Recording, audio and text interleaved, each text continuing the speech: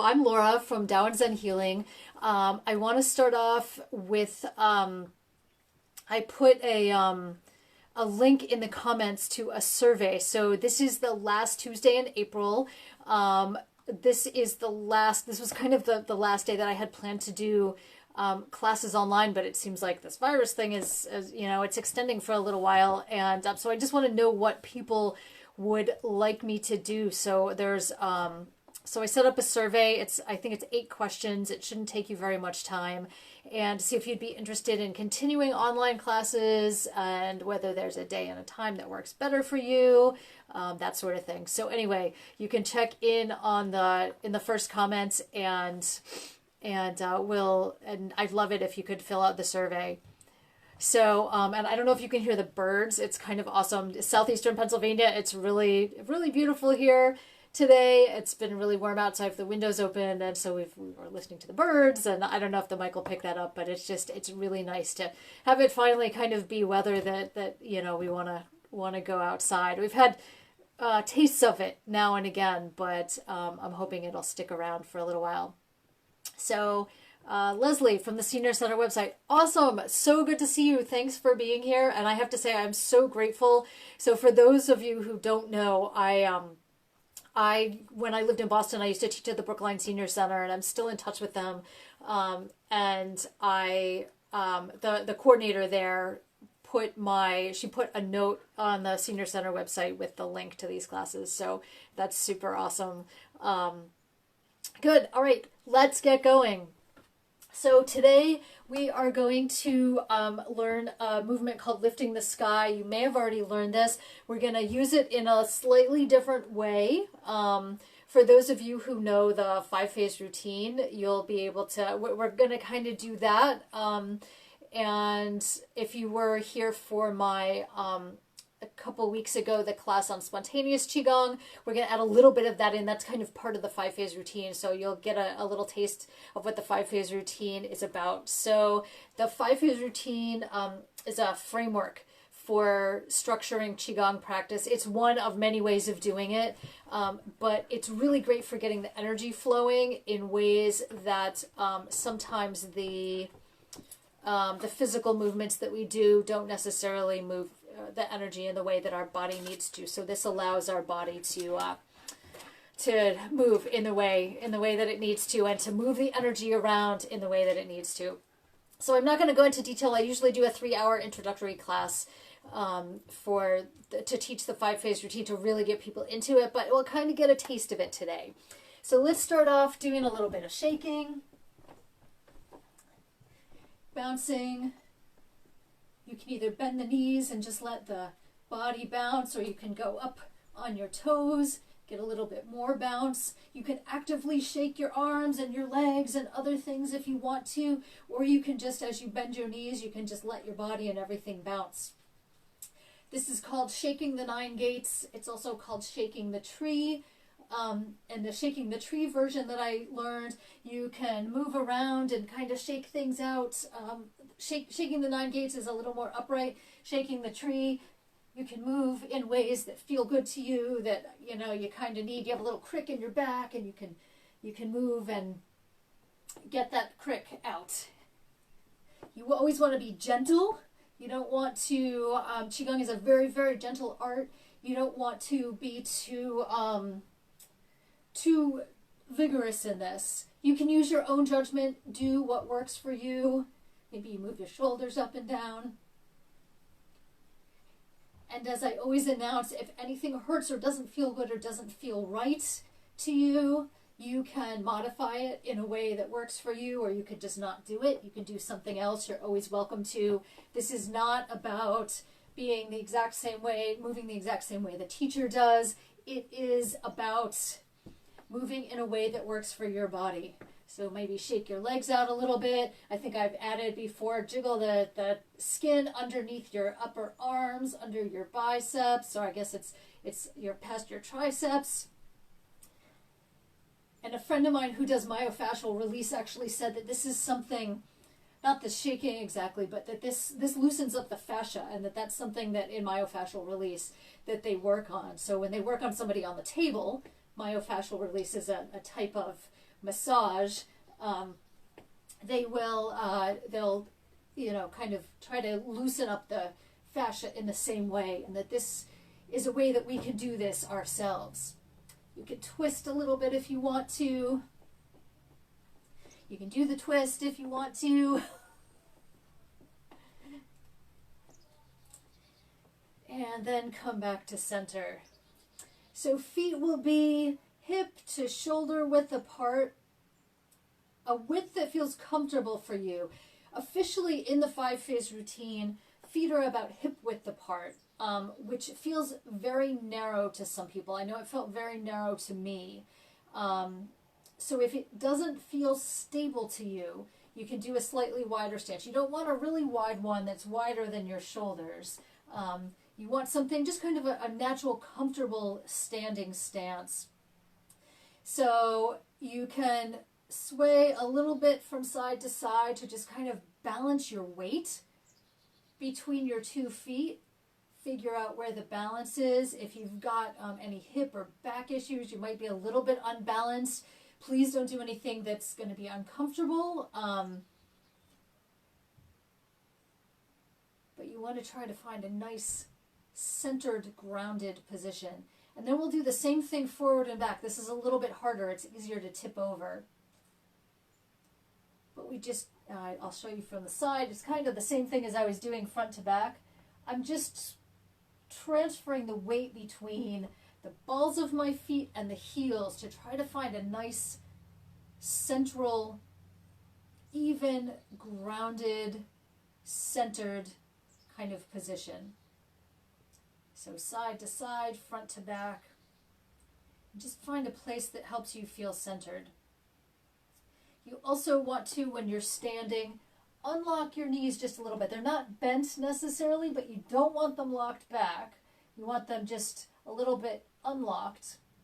And unlocking, so if my knees are locked, my back tends to arch. If I unlock my knees, it allows my pelvis to tilt just a little bit, and that softens the curve in my back. There's still a curve there, but it's not super arched. I don't know if you can see that. I unlock my knees, and it flattens it out just a little bit. So that's our basic stance. And then we're just going to take a minute or two to breathe. If you'd like to, you can close your eyes. You can always sit in a chair if you want to. If you sit in the chair, you want to sit at the front of the chair. I love these slippers, but I lose them all the time. So you want to sit, if this were the front of the chair, you want to sit at the front. You don't want to sit way back like this. You want to sit kind of on the sits bones, not on the very, very edge. I don't want to sit here because I could potentially tip the chair over when I lean. But I want to sit kind of on the sits bones in the front, maybe third of the chair. And all of these movements, everything that we do in Qigong, almost every single movement can be done seated or lying down even. So if you'd like, you can close your eyes. Arms are hanging gently at your sides. Just take a couple minutes to breathe. Slow down that breath. Unwind from the day.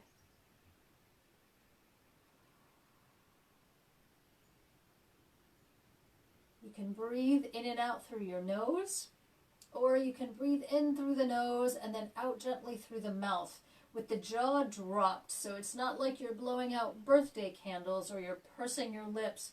Your mouth is actually quite open. You could easily stick your index finger in there. And when you breathe out, you can breathe out with a gentle ha, either saying ha or kind of whispering it like you're fogging up a mirror.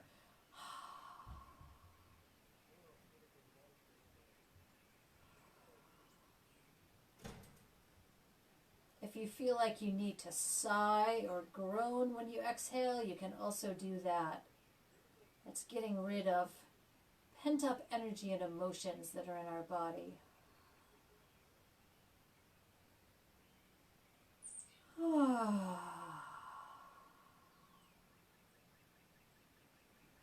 Good. Now if your eyes are closed, you can slowly open them. Let's move into the movement called lifting the sky. So this looks like this.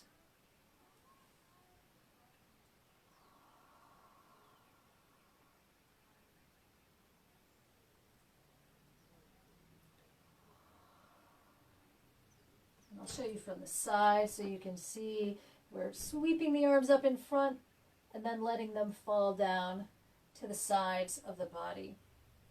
So we sweep them up in front and then let them float down. You'll notice that my fingers are facing each other, my wrists are bent.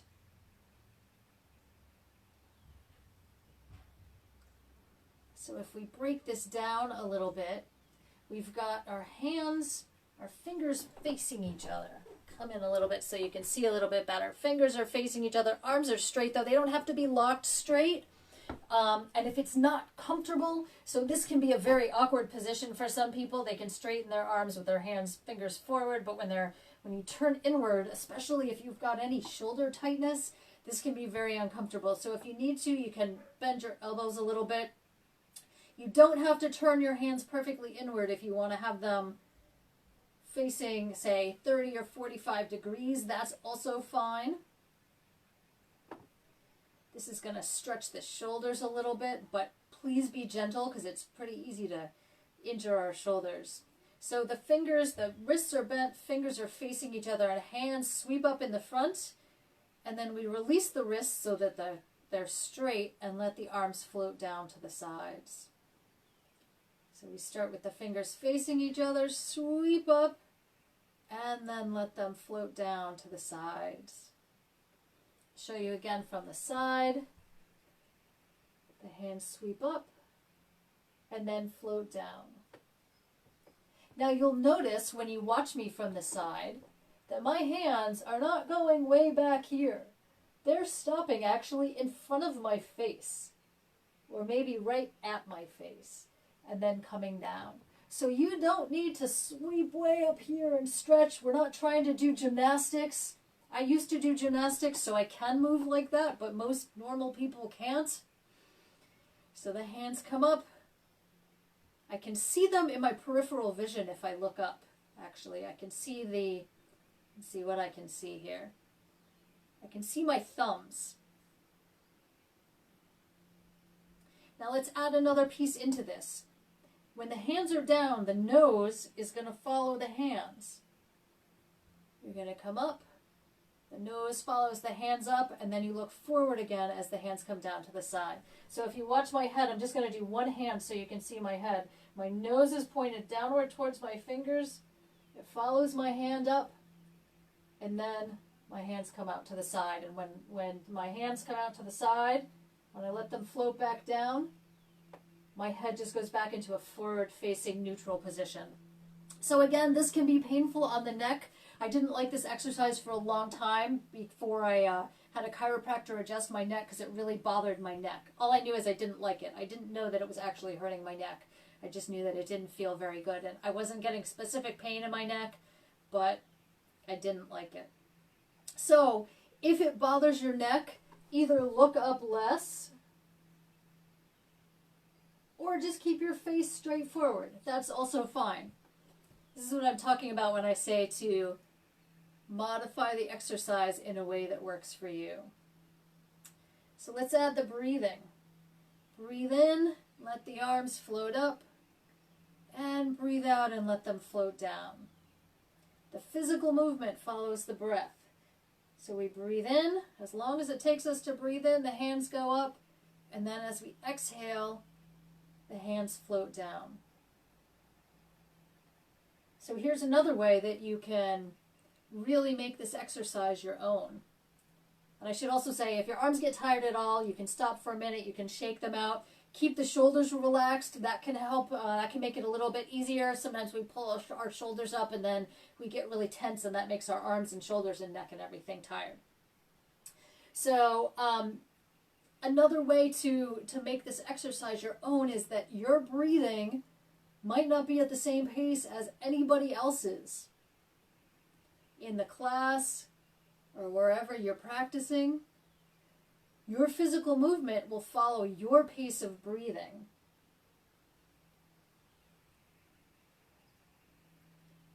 So we do a lot of these exercises, especially in the 5-phase routine. We do them with our eyes closed. And you'll look around the room and everybody's at a different rate. Everybody's at a completely different rate. I should also say that if you are, again, if you've got an injury or something, you can do this one-handed. I was demonstrating it one-handed. If it's not comfortable to go all the way up, you can go up to a place that feels good to you. The goal is just to keep moving. And you can breathe out. You can sigh out if you want to. Let's add one more little tidbit to this. This is my favorite part of this exercise. So I always add it, even though it makes it a little more complicated. I think you guys can do it. The arms swing up. When you get up to the top, stretch with the torso. Stretch all the way from the toes. You're not going up on your toes, but you're doing a teeny tiny little stretch, maybe 1/4 of an inch. And it's not just your arms. So it's not just my arms stretching up, because that would probably lift my shoulders. It's not even just my torso stretching up. It's kind of stretching while leaving my feet flat on the floor. It's stretching up with my whole body. That fascial suit that we wear that runs all the way down to the toes, stretch that up just for a little bit, just for a split second. It's kind of the pause between the in-breath and the out-breath.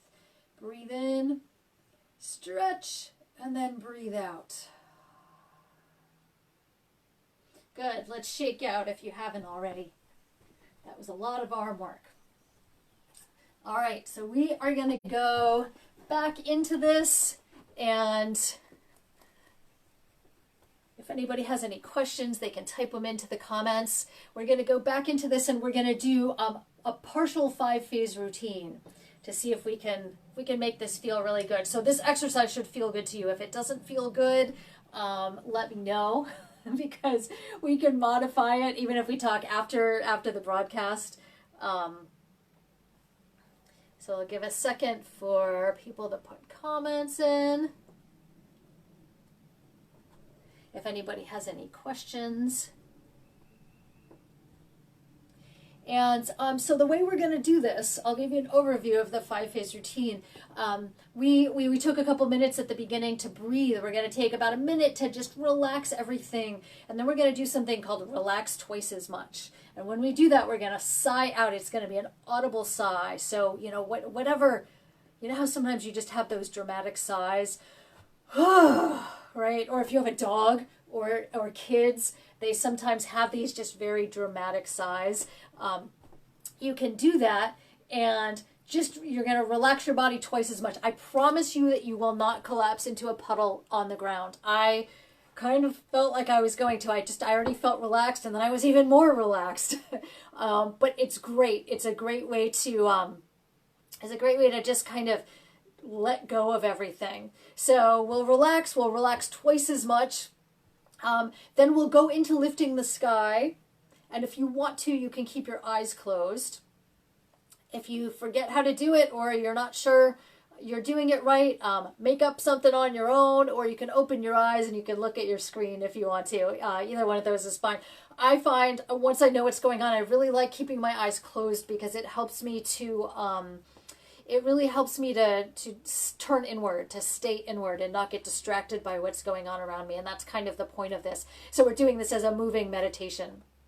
So we'll do probably about 10 or 15 lifting the skies, and then we'll just kind of stand quietly to let everything move around where it needs to and to let it all settle, and then we'll slowly come out of the meditation.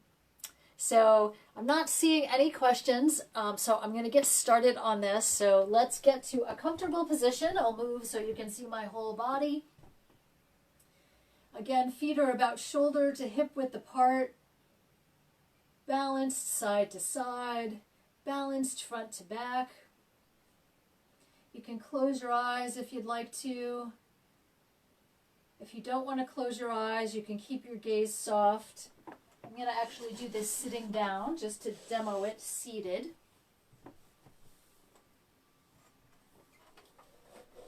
I don't know if you can see my feet, but they're flat on the floor and they're going to stay flat on the floor. Move forward in the seat so I'm at about the front third. If you're standing, your arms can be resting gently at your sides. If you're seated, they can be hanging at your sides. They can be on your lap if that feels good. So eyes closed or gaze soft. And we're just going to breathe a little bit. Focus on where in your body you're feeling that breath. Or if you're distracted because you have an ache or a pain, maybe just tune into that sensation.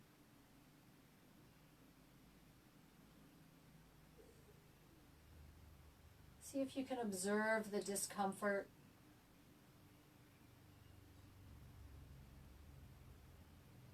What I find is sometimes as soon as I start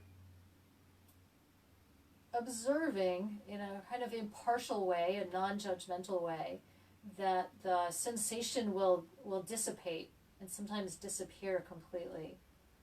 Sometimes our body just wants a little bit of attention.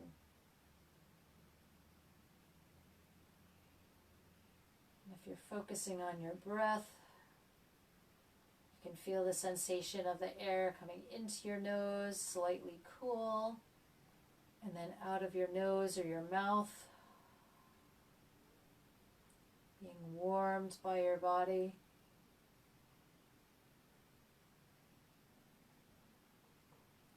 Check in with your body and see if there's any tension anywhere that maybe you need to let go of or relax a little bit.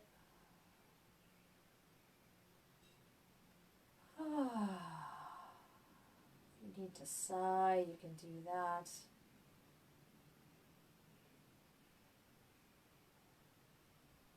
If you're feeling relaxed, let's try to let a big audible sigh out and relax everything twice as much on the next exhale.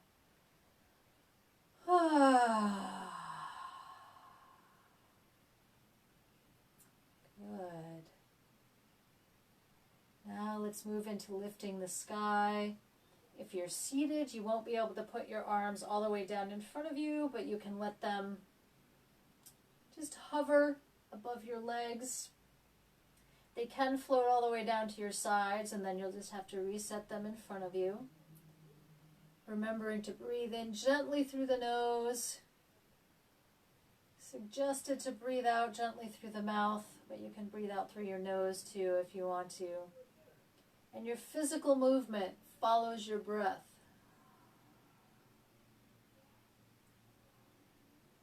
So however long it takes you to inhale is how long it takes your arms to move up above your head. And then however long it takes you to exhale is how long you let your arms float down to your sides. Remember that the nose follows the fingertips as long as that's comfortable.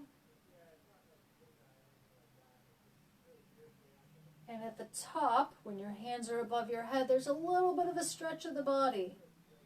If you're sitting, you're probably more likely to stretch from your torso.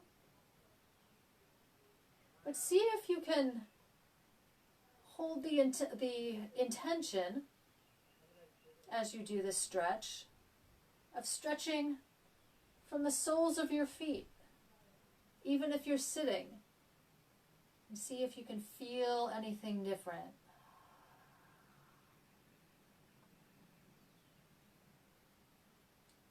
Remember to keep the shoulders relaxed, especially on that extension at the top. Sometimes I even, when my hands get up there, think about dropping my shoulders as I'm stretching upwards. It's the yin and yang of the movement. The hands are up, but the shoulders are down, and that helps to stretch the arms. Stretches the muscles, stretches the fascia, stretches the meridians, the energy highways that are running through our body.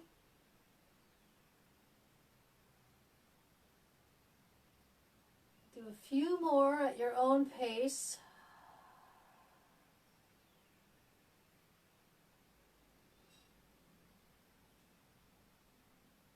Maybe one or two more. And then when you're finished with your last one, let your arms hang gently at your sides. Or if you're sitting and you want to put them on your lap, you can do that too. And then just let the body move. See if there's any impulse for it to move in certain ways. If you've done Flowing Breeze, Swaying Willow with me before, you're welcome to go into that. That's one of the things that we teach in the 3-hour introduction. And if you don't have any idea what I'm talking about, feel free to just let your body move the way it wants to. You can scratch an itch. If you have to yawn, you can do that. Yawning is another way that the body releases pent-up energy. We've moved our body in a certain way with lifting the sky, the dynamic movement we were just doing. And that might have dislodged some stuck energy. Yawning or sighing or any kind of exhale allows that energy to leave the body. So yawning is highly encouraged in my classes.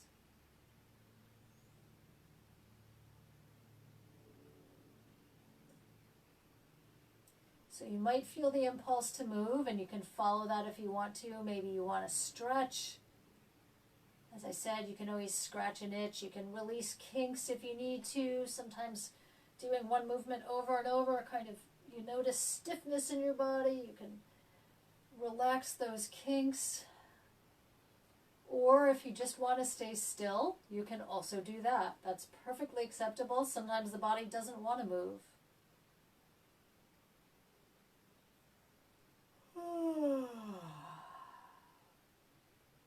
All right.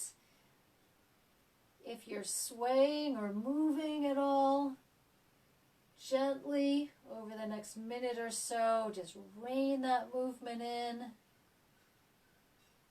Allow yourself to sit or stand gently.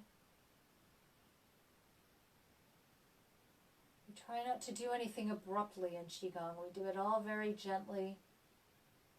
The Qi, or the energy that's in our body, doesn't like to be told what to do. So we can really only suggest or move slowly to get it to where it needs to go.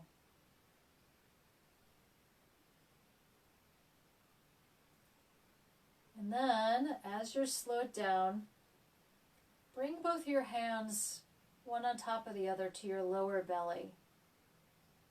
Your eyes can still be closed.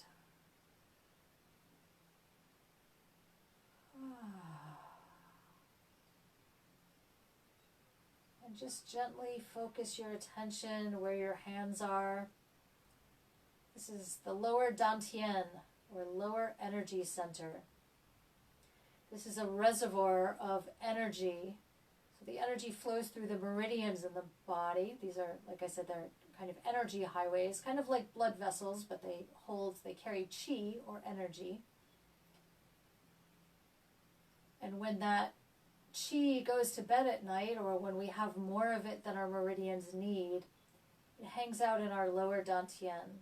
So we like to take just a moment to focus our attention there.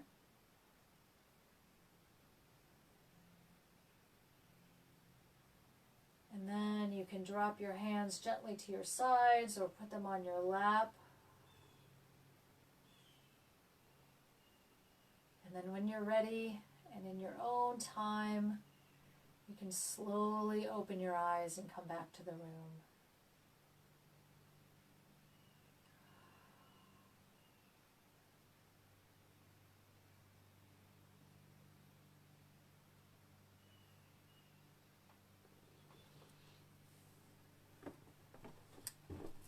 And I usually recommend walking around a little bit afterwards.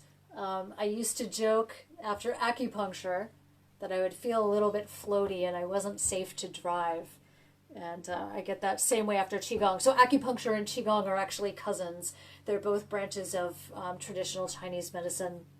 And so Qigong is kind of a way to do acupuncture on yourself without putting the needles in too. It's really nice.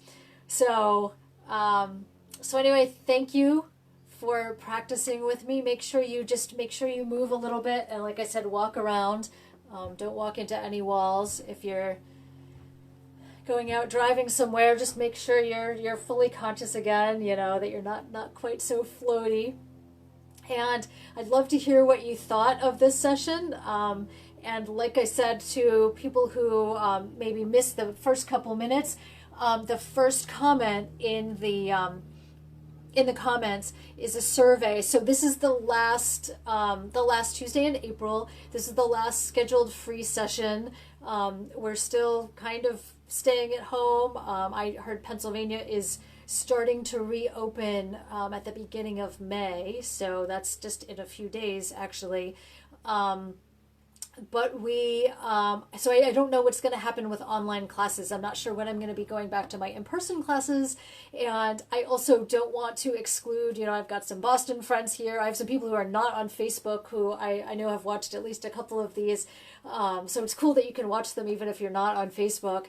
But I want to know if people want to continue. So that first comment is a link to a survey. There's 8 questions, I think. And it's just for me to get an idea of who's interested in continuing and how do we do this. Do we do it on Facebook? Do we do it on Zoom so that we can have a little more interaction, that sort of thing. So if you would can take the time to fill out the survey, that would be really, really awesome. It's not required, but also if you know other people who have taken the classes with me or might be interested in online classes, please feel free to pass the link on to them. I don't know yet what's going to happen for next week. I will post in the Facebook group. I will send an email out to my email list. And so if you don't already follow me on Facebook, you should like or follow my Facebook page, which is where this video is right now. So you at least know how to get there. You can also go to my website. I'll put that in the comments in a second. And you can join my mailing list. So let me put this in. So I just put the link into the comments, and you can go there. Either in the upper right-hand corner, there's a place to join the mailing list. I hardly ever send out messages, maybe once or twice a month. I'm not a writer, so I don't really like to. I don't like to do the newsletters that much, but I do like to keep in touch with everybody. So anyway, let me know what you would like. Thank you so much for being here. Teresa, good to see you again. And Leslie, thank you for joining me. If you want, I think this is your first time here. So like I said, I'm not sure what's going to happen going forward, but I will try to make a decision over the next several days before next Tuesday so that we can figure out about these classes. So thank you so much for joining me, and happy birthday to Mike if you're here and you didn't put any comments in, and everybody else should say happy birthday to Mike too. So, all right, see you guys later. Be well.